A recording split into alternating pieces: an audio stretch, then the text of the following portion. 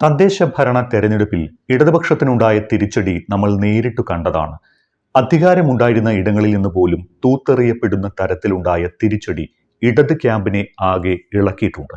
എന്നാൽ തെരഞ്ഞെടുപ്പ് തോൽവിയിൽ നിന്നുണ്ടായ തിരിച്ചടി പിണറായി വിജയനെ സംബന്ധിച്ച് ഒന്നിലധികം തിരിച്ചടികളുടെ കൂടി ഒരു കാലമായിരുന്നുവെന്ന് പറയേണ്ടി വരും. വരാനിരിക്കുന്ന തെരഞ്ഞെടുപ്പുകളെ സംബന്ധിച്ച് ഒരു ആശങ്ക ഇടത് ക്യാമ്പിൽ രൂപപ്പെടാൻ ഈ തെരഞ്ഞെടുപ്പ് ഫലം ഇടയാക്കിയിട്ടുണ്ട്. ഒപ്പം പാർട്ടിക്കുള്ളിലും മുന്നണിക്കുള്ളിലും പിണറായി വിജയനെതിരെ എതിർസ്വരങ്ങൾ ഉയർന്നു തുടങ്ങി. അഥവാ ഇടതുമുന്നണിയിൽ പിണറായി വിജയൻ ഉണ്ടായിരുന്ന പിടിവള്ളി നഷ്ടമായി തുടങ്ങിയോ എന്ന് സംശയിക്കേണ്ട അവസ്ഥയിലേക്ക് കാര്യങ്ങൾ എത്തിയെന്ന് പറയാം. തദ്ദേശ തെരഞ്ഞെടുപ്പ് ഫലം വന്നതോടെ ഇടത് ക്യാമ്പിലാകെ ഒരു ആശങ്ക ദൃശ്യമായി തുടങ്ങിയിട്ടുണ്ട്. ഇത്രയും കാലം പിണറായി 3.0 എന്നൊക്കെ കാഹളം മുഴക്കിക്കൊണ്ടിരുന്ന ഇടത് അണികളാകെ പൊടുന്നനെ നിശബ്ദരായി. അടുത്ത 3-4 മാസത്തിനകം നിയമസഭാ തെരഞ്ഞെടുപ്പ് നടക്കാനിരിക്കുകയാണ്.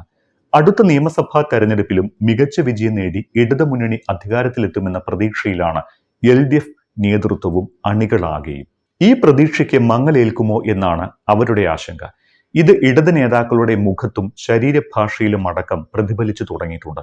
പക്ഷേ അപ്പോഴും അവരുടെ സ്വപ്നങ്ങൾക്ക് മങ്ങലേറ്റിട്ടില്ല എന്നതും എടുത്തു പറയേണ്ടതാണ്.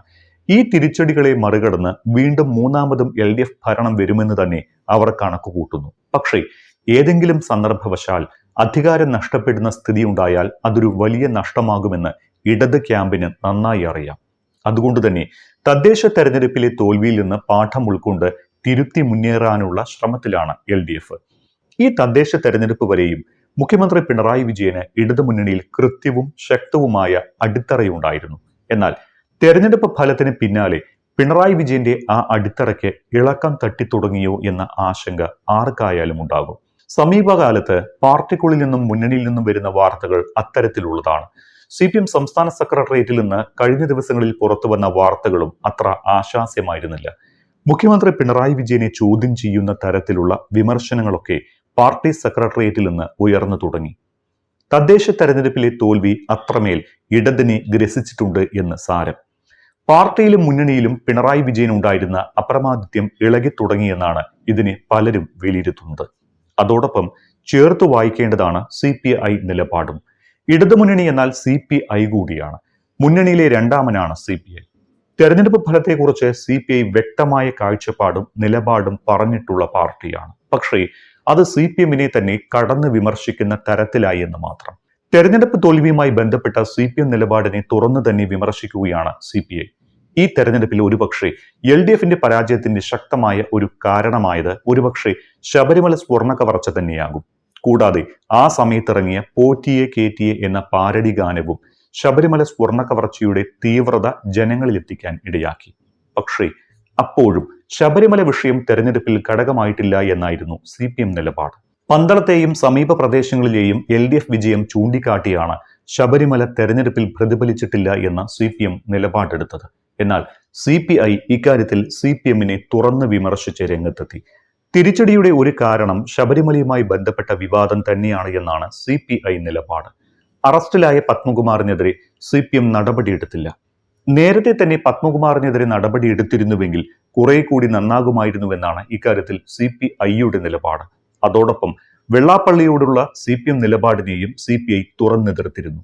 വെള്ളാപ്പള്ളിയുടെ പ്രചാരണം സമൂഹത്തിലാകെ സമുദായങ്ങൾ തമ്മിലുള്ള സൗഹൃദത്തിന് വിഘാതമാകുന്നതായി CPI വിലയിരുത്തുന്നുണ്ട്. ഇതിനെല്ലാം പുറമെ PM ശ്രീ പോലുള്ള വിഷയങ്ങളിൽ CPI പിണറായി വിജയനെ പരസ്യമായി വിമർശിച്ചത് ഇരു കൂട്ടരും തമ്മിലുള്ള ഉരസലിന് ഇടയാക്കിയിട്ടുമുണ്ട്. പിണറായി വിജയന്റെ അടിത്തറ ഇളകി തുടങ്ങിയെന്ന് പറയാൻ മറ്റു ചില കാരണങ്ങൾ കൂടിയുണ്ട്. കഴിഞ്ഞ ഏതാനും വിഷയങ്ങളിൽ പിണറായി വിജയന്റെ U-ടേൺ സമീപനം നിലപാടുകളിലെ അദ്ദേഹത്തിന്റെ കാർക്കശ്യത്തിന് അയവ് വരുത്തി എന്ന സ്ഥിതി ഉണ്ടാക്കിയിട്ടുണ്ട്. ഏറ്റവും ഒടുവിൽ ഡിജിറ്റൽ സാങ്കേതിക സർവകലാശാലകളിലെ VC നിയമനത്തിൽ പിണറായി വിജയൻ സ്വീകരിച്ച നിലപാട് U-ടേൺ എന്ന് വ്യാഖ്യാനിച്ച് അദ്ദേഹത്തിനെതിരെ ട്രോൾ ആരംഭിച്ചിരുന്നു.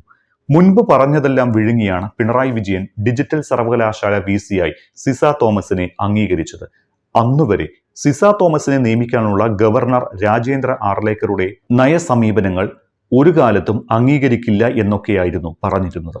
പക്ഷേ നിയമന കാര്യത്തിൽ കടുംപിടുത്തം അവസാനിപ്പിച്ചിട്ടില്ലെങ്കിൽ തങ്ങൾ സ്വന്തം നിലയ്ക്ക് നിയമനം നടത്തുമെന്ന് സുപ്രീം കോടതി പറഞ്ഞപ്പോഴാണ് മുഖ്യമന്ത്രിയും ഗവർണറും വിട്ടുവീഴ്ചയ്ക്ക് തയ്യാറായത്.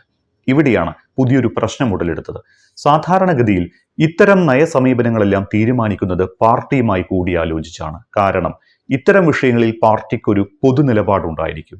ഇവിടെ ഗവർണറുമായി വിട്ടുവീഴ്ച ചെയ്തത് സംഭവം നടന്ന ശേഷമാണ് പിണറായി വിജയൻ പാർട്ടി സെക്രട്ടേറിയറ്റിനെ അറിയിച്ചത്. ഇത് പാർട്ടിക്കുള്ളിൽ മുറുമുറുപ്പുണ്ടാക്കി. CPM സെക്രട്ടേറിയറ്റിൽ നിന്ന് തന്നെ പിണറായി വിജയനെതിരെ വിമർശനങ്ങൾ ഉയർന്നു തുടങ്ങി. പാർട്ടിക്കുള്ളിൽ തന്നെ പിണറായിയുടെ നേതൃത്വം ചോദ്യം ചെയ്യപ്പെട്ടു തുടങ്ങിയെന്ന് വേണം കരുതാൻ. കഴിഞ്ഞില്ല. ഇതേ വിഷയത്തിൽ മന്ത്രി ഡോക്ടർ ആർ ബിന്ദു നടത്തിയ പ്രസ്താവന മറ്റൊന്ന്. വൈസ് ചാൻസലർ നിയമനങ്ങളിൽ തന്റെ അഭിപ്രായം ആരും കേട്ടിട്ടില്ല എന്നായിരുന്നു അവർ പറഞ്ഞത്. അത്തരം ചർച്ചകളിൽ നിന്ന് തന്നെ മാറ്റി നിർത്തപ്പെട്ടുവെന്നാണ് ഡോക്ടർ ആർ ബിന്ദു പറയുന്നത്. അതിനർത്ഥം ഓരോ വിഷയത്തിലും സ്വന്തം മന്ത്രിമാരെ മുഖ്യമന്ത്രി അരികുവൽക്കരിക്കുന്നുവെന്നാണ് ഇതിൽ നിന്ന് മനസ്സിലാക്കേണ്ടത്. മന്ത്രിസഭയുടെ തന്നെ സുതാര്യതയും കൂട്ടായ തീരുമാനമെടുക്കലും നഷ്ടമാകുന്നിടത്തേക്ക് കാര്യങ്ങൾ എത്തുന്നു എന്നാണ് ഇതിനർത്ഥമെന്ന് രാഷ്ട്രീയ നിരീക്ഷകരും വിലയിരുത്തുന്നു.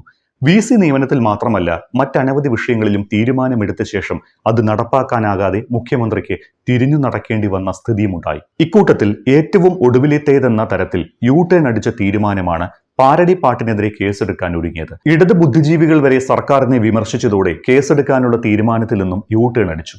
PM ശ്രീ പദ്ധതിക്ക് കൈകൊടുക്കാൻ തീരുമാനിച്ചത് 5 വർഷത്തോളം CPM-ഉം LDF മുന്നണിയും ആകെ ശക്തിയുക്തം എതിർത്തുവന്ന ഒരു പദ്ധതിയാണ് പിൻവാതിലിലൂടെ കൈപിടിച്ച് സംസ്ഥാനത്തേക്ക് കയറ്റാൻ ശ്രമിച്ചത്. മന്ത്രിസഭ ബഹിഷ്കരിക്കുന്നതടക്കമുള്ള കടുത്ത തീരുമാനത്തിലേക്ക് CPI-യെ എത്തിക്കുന്ന ഘട്ടം വരെ എത്തിയപ്പോഴാണ് PM ശ്രീയിൽ നിന്ന് പിന്മാറേണ്ടി വന്നത്. പാലക്കാട് എലപ്പുള്ളിയിൽ മദ്യനിർമ്മാണശാലകൾ ആരംഭിക്കാനുള്ള തീരുമാനത്തിൽ ഹൈക്കോടതിയിൽ നിന്ന് വരെ വിമർശനം ഏറ്റുവാങ്ങി. മുന്നണിയിലോ മന്ത്രിസഭയിലോ ചർച്ച ചെയ്യാതെയായിരുന്നു ഈ തീരുമാനവും. ഇങ്ങനെ എത്രയോ ഉദാഹരണങ്ങൾ ഇതുമായി ബന്ധപ്പെട്ട് ചൂണ്ടിക്കാണിക്കാനുണ്ട്. ഈ ഘട്ടത്തിലും LDF മുന്നണിയാകെ തികഞ്ഞ പ്രതീക്ഷയിലാണ്. ഇപ്പോഴത്തെ തട്ടുകേടുകൾ ഒഴിവാക്കി 4 മാസത്തിനകം നടക്കുന്ന നിയമസഭാ തെരഞ്ഞെടുപ്പിൽ മികച്ച വിജയം നേടി അധികാരത്തിൽ വരുമെന്നാണ് LDF പ്രതീക്ഷ. ജനങ്ങൾക്ക് ചെയ്തു കൊടുത്ത ക്ഷേമ പ്രവർത്തനങ്ങൾ വിലയിരുത്തപ്പെടുമെന്നും ഇപ്പോഴത്തെ തദ്ദേശ തെരഞ്ഞെടുപ്പിലെ തോൽവി ക്ഷണികമാണ് എന്നും ഇടത് രാഷ്ട്രീയ നിരീക്ഷകർ വിലയിരുത്തുന്നു.